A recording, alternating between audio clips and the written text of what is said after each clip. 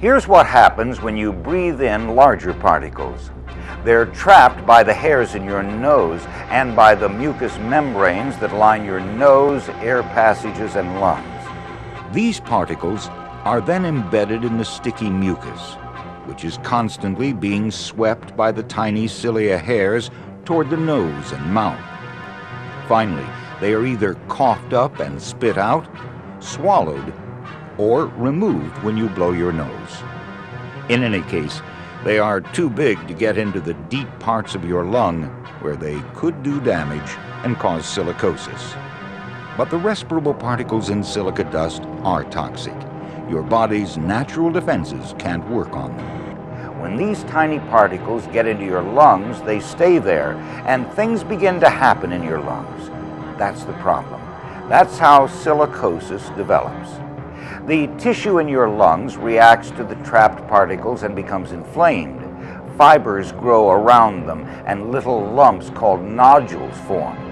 Your lung tissue is becoming scarred.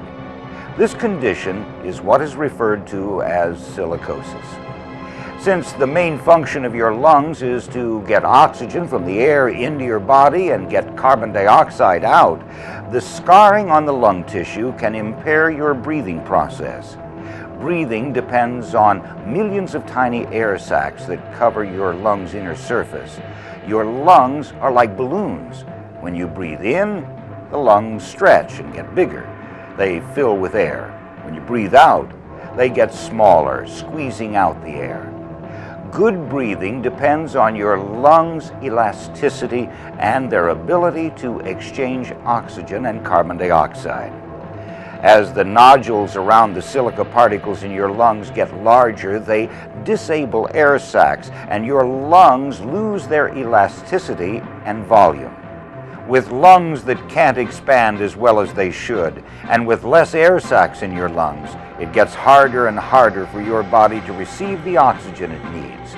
Breathing becomes difficult. You're slowly suffocating, maybe even to death.